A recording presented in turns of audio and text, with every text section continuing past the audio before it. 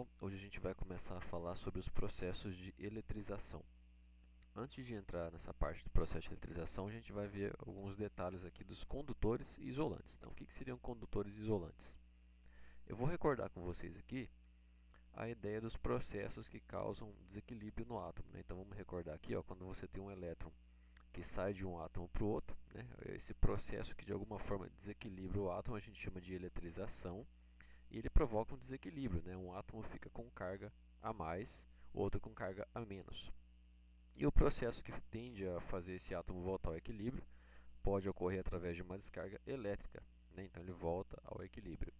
Bom, acontece que para ocorrer esse processo de eletrização ou a descarga elétrica, ou seja, para ocorrer essa movimentação de cargas elétricas, existem coisas que podem facilitar ou atrapalhar esse processo. Uma delas é a maneira como esses elétrons estão presos ao átomo, né? E quanto mais fortemente ligados eles estão ao átomo, mais difícil é de ocorrer esse processo, tanto da eletrização quanto da descarga elétrica. E naqueles que o elétron está preso de maneira bem fraca ao átomo, esse processo acontece com maior facilidade. E aí é que vem os materiais condutores isolantes. Os materiais condutores são aqueles feitos de elementos ou de átomos que você não tem os elétrons tão presos à estrutura do átomo, então é mais fácil de você movimentar essa carga elétrica. Já os materiais isolantes, os elétrons eles são mais presos, mais fortemente ligados ao átomo, então é mais difícil ocorrer essa movimentação de carga elétrica. Então olha só, deixa eu mudar aqui para a gente ver. Então, só para anotar aí, ó, materiais condutores ou condutores elétricos, né, pode colocar assim também, anota aí, são aqueles que facilitam a passagem da carga elétrica. Então, materiais condutores, eles facilitam a passagem da carga elétrica. Porque eles têm mais elétrons livres. O que são os elétrons livres? São aqueles elétrons que eu comentei com vocês, que estão ligados de maneira bem fraca ao átomo. Então, elétrons ligados fracamente ao átomo. Então, você tem mais elétrons ali, mais fácil de você movimentar esses elétrons e, portanto, se torna mais fácil de você conduzir a carga elétrica através desse material. Então, são os materiais condutores. E você tem os materiais isolantes, que é a ideia oposta, ou seja, são materiais que dificultam a passagem da carga elétrica. Você tem, então, nesses materiais uma quantidade menor de elétrons livres, porque esses elétrons eles estão mais fortemente ligados ao átomo. Então, vamos ver aqui alguns exemplos, olha só. Material condutor, né? A maioria deles são metais. Nem todo metal é condutor, mas a maioria deles são metais mais comuns do dia a dia. Então, por exemplo, o ferro, o cobre, que é utilizado em fios elétricos, a prata e o ouro, né, são exemplos de metais que são condutores elétricos. Alguns deles conduzem mais do que outros, né? Existe um número que a gente chama de coeficiente de condutividade elétrica. Vou até colocar aqui uma tabelinha. Essas tabelinhas vocês podem até encontrar na internet, caso tiver curiosidade de outros materiais. Mas a condutividade elétrica, então, é um número que mostra o quão capaz o material é de conduzir a carga elétrica, né? Então, quanto maior esse número, mais fácil é desse material conduzir a carga elétrica. Então, se você observar aqui, eu vou destacar os três primeiros, que é a prata, o cobre e o ouro. Então, nessa tabelinha aqui, eles são os melhores condutores, né? E, aliás, o cobre ele é um dos mais utilizados aí na fiação elétrica.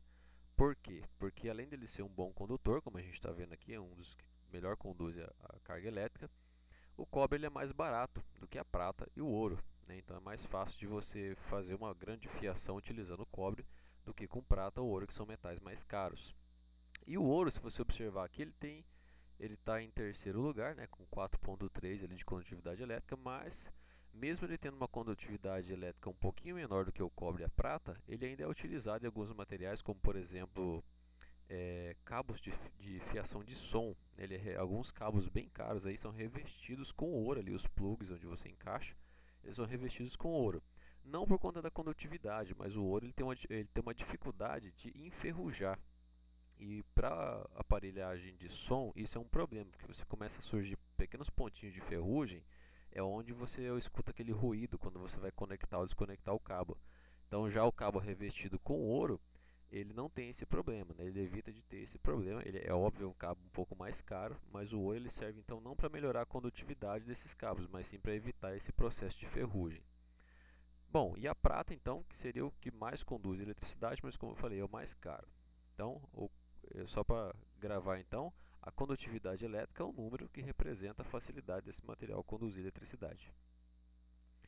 E o isolante, alguns exemplos aqui de isolantes bem comum no nosso dia a dia, borracha, né, plástico, a fita isolante, né, os materiais que revestem alguns equipamentos, algumas ferramentas, né, por exemplo, a borracha que vai no cabo do alicate. É importante observar aqui que mesmo o material sendo isolante, ele possui um limite. Todo material isolante ele possui um limite de carga elétrica que ele consegue suportar, de tensão que ele consegue suportar. Então, mesmo o material isolante ele pode vir a se tornar um condutor se você colocar uma tensão muito grande nele. Então, por exemplo, a fita isolante e esses cabos de alicate também, a maioria desses tipos de equipamentos elétricos, eles vêm escrito ou na caixinha ali ou no próprio cabo do alicate, vem escrito qual que é o limite de tensão elétrica que ele suporta. Então ele é isolante até determinado ponto. Se você ultrapassar determinado valor de corrente de tensão elétrica nesses materiais, ele deixa de ser um isolante e passa a conduzir a eletricidade. Então é importante aí, você que talvez algum dia vai fazer algum curso nessa área, você observar nesses materiais os limites de tensão. Mas enfim, o que eu quero que vocês gravem aqui, observem que material isolante é aquele que dificulta a passagem da carga elétrica, mas ele pode se tornar um condutor se for submetido a uma tensão muito alta.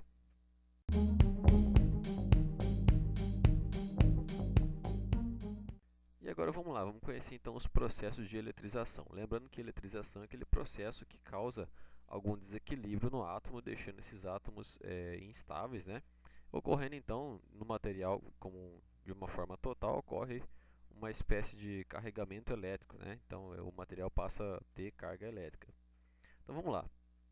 Processo de eletrização a gente pode definir, como a gente já vinha falando, como um processo que provoca um desequilíbrio nas cargas elétricas. O que significa isso? Quer dizer que um átomo vai ficar com mais carga elétrica de um sinal do que o outro, né? Ou mais carga elétrica negativa ou mais carga elétrica positiva. Então a gente diz que o material vai estar carregado com carga positiva ou carregado com carga negativa. Existem basicamente três tipos de processo de eletrização, né, que são os processos de eletrização por atrito, por contato e por indução. E é esses que a gente vai estar vendo agora, que são esses processos, né, por atrito, contato e indução e as características de cada um.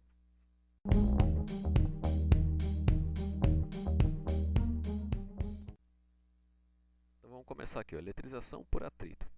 Bom, a eletrização por atrito ocorre quando você esfrega ou desliza um material sobre outro, né? Então, no caso aqui, uma superfície sobre a outra.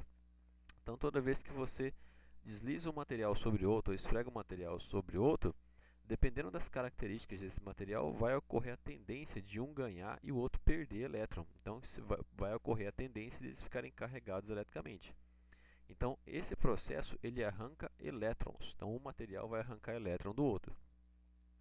E depois que acontece esse processo, como um arranca elétron do outro, um vai ficar com mais carga negativa e o outro com mais carga positiva. Então, sempre depois do processo de eletrização por atrito, eles ficam com cargas diferentes. Então, quando você esfrega um material no outro, um vai ficar com carga positiva e o outro vai ficar com carga negativa. Então, imagina aqui, o material roxo e o material verde, né?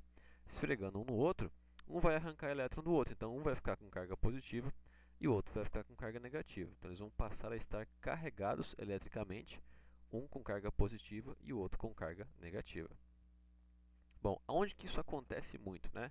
Você que já viu ou já teve a experiência de fazer isso, de pentear o cabelo seco com a escova, né? O que acontece? Você provavelmente escuta até alguns estralinhos quando você faz isso.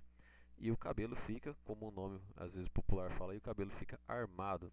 O que acontece na verdade é um processo de eletrização por atrito. Quando a escova esfrega no cabelo, o cabelo e a escova passam a trocar cargas elétricas, né? E os dois ficam eletrizados. Porém, na escova a gente não nota muita diferença. Como os cabelos eles são soltos entre si, a gente percebe então essa atração e repulsão das cargas elétricas. Então, o que acontece? Cada fio de cabelo vai passar a ficar carregado, por exemplo, com carga positiva. E a gente sabe que carga de sinais iguais, elas tendem a se afastar. Então, como o cabelo fica carregado eletricamente, cada fiozinho vai tentar se afastar do outro, por isso o cabelo fica todo arrepiado, né? Então, isso acontece muito quando o cabelo está seco. Então, quando você faz isso, na verdade, o seu cabelo fica eletrizado, ou seja, ele fica carregado com cargas elétricas e a escova também, com cargas opostas. Se você até observar, se você passar a escova depois desse processo próximo ao cabelo, ele vai atrair alguns fios de cabelo.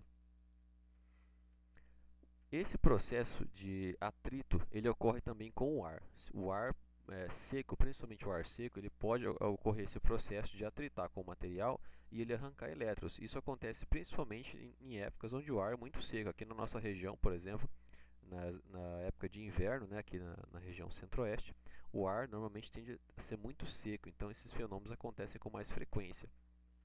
Tanto o ar quanto roupas, né, que atritam no nosso corpo, eles podem provocar esse processo de eletrização.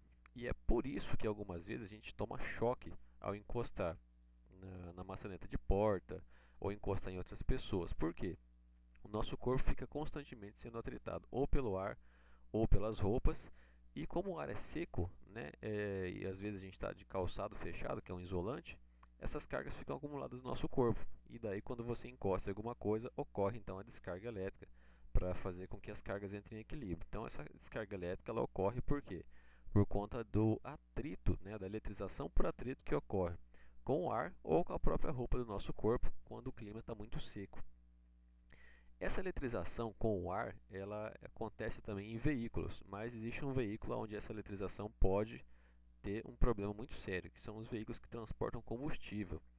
Né? O caminhão de combustível, quando ele vai descarregar o combustível, ele precisa ter a certeza que ele não está carregado eletricamente, porque senão uma pequena faísca pode incendiar o combustível e causar um acidente. Então, por isso, os caminhões de combustível, eles utilizam, não sei se dá para ver aqui na imagem, mas tem uma espécie de corrente ou um fio condutor que o motorista ele vai lá e coloca depois no chão, né, para descarregar a carga elétrica que possa ter acontecido ali na carcaça do caminhão, para não deixar o caminhão eletrizado, para que a hora que ele for descarregar o combustível não ocorra nenhuma faísca e cause uma explosão. Então, por que eles encostam na terra, né? Tanto é que esses fios normalmente são chamados de aterramento. Tem até em casa, se a gente tem alguns fios de aterramento. Eles servem justamente para escoar essa carga elétrica em excesso que pode ter alguns materiais, até equipamentos elétricos pode acontecer isso. E essas cargas elétricas podem provocar faíscas que podem danificar os equipamentos. No caso do caminhão de combustível, pode causar incêndio. Mas então o planeta Terra serve como uma espécie de escoador de carga elétrica, então é só você encostar esse fio na Terra que essas cargas elétricas somem. Então, esse tipo de equipamento é importante por conta o quê? Da eletrização por atrito que acontece entre o ar e a lataria do caminhão, que pode deixar esse caminhão então carregado eletricamente, né? Isso acontece com o carro também, mas com o carro normalmente como o carro é menor, é mais isolado ali do que as peças do caminhão, né? Não carrega tanto combustível igual o caminhão, é mais difícil acontecer. Mas se você já tomou choque até na maçaneta do carro, lembre-se que é por conta desse efeito. Ou o carro ou você estavam eletrizados por conta de algum fenômeno de atrito. Esse processo de eletrização por atrito ele ocorre também nas nuvens, né? O que provoca aí as tempestades elétricas, né? Então o que acontece? Pode acontecer de uma nuvem atritar com a outra, e como a gente viu lá, quando um atrita com o outro, cada um vai passar a ter cargas elétricas diferentes. E na tentativa de voltar ao equilíbrio é onde acontecem as descargas elétricas. Elas podem acontecer entre a nuvem e o solo ou até mesmo entre as nuvens. Então pode ocorrer esses dois fenômenos. Então, até as tempestades elétricas são causadas aí pelo fenômeno da eletrização por atrito. Pode ser também com o vento, às vezes até mesmo o próprio vento e a nuvem podem provocar aí essa diferença de eletrização, esse arrancamento de elétrons, provocando então a descarga elétrica com o chão. Agora, como saber se quando a gente atrita um material com outro, como saber, por exemplo, qual que vai ficar com carga positiva e qual que fica com carga negativa, né? Qual que arranca elétron e qual que perde elétron? Existe uma tabela chamada tabela triboelétrica, que ela mostra diversos materiais, né, como a gente pode ver aqui. Na internet você pode encontrar essa tabela com outros tipos de material, se você pesquisar lá a tabela triboelétrica de outras formas, né? Mas a maioria delas segue o mesmo padrão, né, de organização. E é isso que a gente vai ver agora. Como eu olhar para essa tabela, para esses materiais, e saber qual deles que fica com carga positiva ou negativa quando eu atrito um com o outro. Então, olha só. Se você observar aqui, ó, elas têm uma setinha positiva e negativa, né? Então, os materiais que estão mais acima, eles estão com sinal positivo e os mais abaixo com sinal negativo. Então, a tendência aqui é o seguinte: quanto mais para cima o material estiver na tabela, significa que ele tem uma tendência maior de ficar com carga positiva. E quanto mais para baixo, ele tem uma tendência de ficar com carga negativa. Então, quando você atrita um material com o outro da tabela, sempre o material que está mais acima vai ficar com carga positiva e o material que está mais abaixo vai ficar com carga negativa. Vamos ver um exemplo aqui. Ó. Vamos supor que eu pegue aqui, ó, eu atrite o vidro e a lã. Então, fiz o experimento lá, vou atritar o vidro e a lã para fazer o processo de eletrização por atrito. E eu quero saber qual deles vai ficar com carga positiva e negativa. Então, vamos lá. Se você olhar na tabela, o vidro, localiza ali, ó, o vidro lá na tabela. O vidro e a lã. O vidro ele está mais para cima na tabela do que a lã.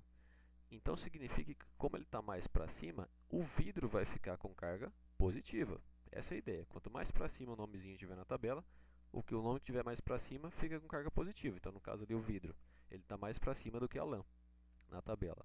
Então, fica com carga positiva. Mas um detalhe importante, lembra que a gente comentou nas últimas aulas, por que o material fica com carga positiva? Né? Porque o que acontece, na verdade, é apenas que ele ganha ou perde elétrons. Com os prótons não acontece nada, ele fica lá no núcleo quietinho. Então, quando o material fica com carga positiva, é porque ele perde elétrons. Grava bem isso daqui, ó. Porque o elétron ele é carga negativa. Né? Então, se o material fica com carga positiva, é porque ele perdeu carga negativa, ele perdeu elétrons. Então, muito cuidado com isso aqui, ó. O material ele não vai ficar com carga positiva porque ele ganhou prótons. Muito cuidado com isso, isso não acontece. Ele fica com carga positiva porque ele perdeu elétrons, perdeu carga negativa. E a lã, por sua vez, como está mais abaixo, vai ficar com carga negativa. Por que ela vai ficar com carga negativa? Porque ela vai ganhar os elétrons que estavam no vidro. Né? Então, esse é o processo que ocorre. Um fica positivo porque perde elétrons. Outro fica negativo porque ganha os elétrons. Então, só lembrando aí, como é que a gente localiza então isso na tabelinha triboelétrica? O material que está mais para cima fica com carga positiva, o material que está mais para baixo fica com carga negativa.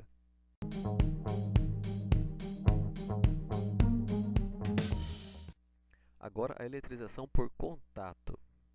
Bom, na eletrização por contato, é necessário que um dos materiais, ou até os dois, né, que vão entrar ali no processo de eletrização, eles já tenham carga elétrica, ou seja, eles já estejam carregados eletricamente. Né? Quando você vai encostar em alguma coisa e ela já tem carga elétrica. Lembra que no processo de eletrização, os materiais não necessariamente estão carregados eletricamente. Você pode ter materiais ali que com os átomos estáveis, aí quando acontece a eletrização por atrito, eles passam a ter carga elétrica. Já na eletrização por contato, não. Para ocorrer eletrização por contato, é necessário que um dos materiais já tenha carga elétrica, já esteja carregado. Uma coisa importante, na eletrização por contato, a ideia, principalmente isso aqui em materiais condutores, é que a carga elétrica vai se distribuir de maneira uniforme nos dois materiais. Quando um encosta no outro, essa carga elétrica vai se distribuir. Então, ocorre a distribuição da carga elétrica. Grava isso daí. E outra coisa muito importante, após esse processo, depois que ocorre a eletrização por contato, os dois materiais vão ficar com carga de mesmo sinal. Então, por exemplo, se um tinha carga negativa e o outro tinha carga positiva, depois desse processo eles vão ficar com a carga do mesmo sinal. Pode ser só positiva ou só negativa. A gente vai ver aqui quais as condições para isso acontecer. Então, grava bem aí, ó. Na eletrização por contato, o material já tem que estar carregado, vai ocorrer a distribuição da carga elétrica e depois do processo eles ficam com carga de mesmo sinal. Como eu comentei aqui, isso ocorre com mais facilidade Os materiais condutores, né? Por quê? Porque os condutores facilitam essa distribuição, lembra? Eles facilitam a movimentação das cargas elétricas. Então vamos ver aqui, ó, de maneira interativa, né, maneira visual, como que seria isso. Então olha só, imagina que você tem dois materiais aqui, azulzinhos na esquerda e na direita, e um deles está carregado ali com carga elétrica positiva, ali tem duas bolinhas ali representando uma quantidade de carga positiva. Então o que acontece? Quando você encosta um material no outro, as cargas vão tentar se distribuir, porque você tem um material que está com mais carga do que o outro. Então elas vão tentar se distribuir de maneira igual para tentar. E nesse caso aqui, então, o que aconteceu? Cada material vai ficar então agora com apenas uma bolinha de carga elétrica. Elas vão se distribuir de maneira igual. E carga elétrica. Então elas se distribuíram de maneira igual pelo material. Então a carga final de cada um deles vai ser o quê? Vai ser basicamente uma espécie de média, né, entre essas duas coisas, esses dois materiais. Então a gente calcula da seguinte maneira, ó. Essa carga final, que a gente vai chamar aí de QF, né, Então QF é a carga final, carga que acontece ali depois do processo de eletrização. Vai ser a carga Q1 mais a carga Q2 dividido por 2. Né? Então é uma espécie de média entre as cargas. Você vai somar as duas cargas que você tinha antes, Q1 e Q2, e dividir por 2, que é basicamente o que aconteceu ali na animação que eu coloquei. Você tinha anteriormente material com 0 cargas e outro com 2. Né? Então você pegou aqui, juntou os dois, agora dividir para cada um, vai ficar cada um com uma carga. Então basicamente é isso que a equação está representando, é o mesmo processo. Então vamos fazer isso aqui na prática, olha só. Um exemplo aqui, ó. Vamos supor que eu tenho dois materiais, agora eu vou trabalhar com números, não vai ser com bolinhas, mas a ideia vai ser a mesma. Então o material está carregado com mais 16 coulombs e o outro com menos 20 coulombs de carga elétrica. Né? Então um está com carga positiva e o outro com carga negativa, cada um com seus valores ali. Então, hora que acontecer a eletrização por contato, né? Eu vou encostar os dois ali e essa carga vai distribuir. Qual que vai ser a carga final de cada um e o sinal, né? Vamos ver aqui então, ó. Então eu quero saber a carga final, que é o QF. Então eu vou precisar colocar aqui, ó, o Q1 e Q2, tanto faz a ordem, tá? Então vou pegar aqui o Q1 vai ser o mais 16, o Q2 vai ser o menos 20. E essas vão ser as informações que eu vou utilizar aqui. Então como é que a gente faz para calcular a carga final? Igual eu coloquei ali para vocês, ó. Q1 mais Q2 dividido por 2. Q1 mais Q2 dividido por 2. Então vamos fazer aqui, ó. Carga final vai ser, quem que é o Q1? É o mais 16. E quem que é o Q2? É o menos 20. Tudo isso dividido por 2. Então, regrinha da matemática, a gente divide primeiro, faz primeiro a operação que está dentro do parênteses, perdão, né? A gente faz primeiro a soma e subtração dentro do parênteses. Então, mais 16 menos 20 dá menos 4. Né? Mais 16 menos 20, menos 4. Como não tem sinal nenhum fora do parênteses, né? A gente pode tirar ele fora ali, vai ficar então menos 4 dividido por 2. Menos 4 dividido por 2 vai dar igual a menos 2 coulombs. Então a carga final, depois que eu encostar esse negócio, encostar os dois objetos, cada um vai ficar com menos 2 coulombs. Então lembra do que eu falei? Ó, sempre no final do processo, o que aconteceu? Eles estão com o mesmo sinal. Nesse caso aqui o sinal negativo, né? Pode acontecer de ficar positivo também. Mas o importante é que depois do processo eles ficam com o mesmo sinal. E para observar também, né, se eu falar assim, qual que é o fenômeno que acontece então entre esses dois corpos? Será que eles vão se atrair ou se repelir? Você lembra dessa parte? Ó? Isso, acertou quem falou que eles vão se repelir. Né? Por quê? Porque eles têm cargas de sinais iguais. Se eles têm sinais iguais, lembra lá do comecinho? Sinais iguais, elas se afastam, né? Ou a mesma coisa, se repelem. Ou acontece a repulsão, mesma coisa. Então, sinais iguais, a tendência deles vai ser se afastar.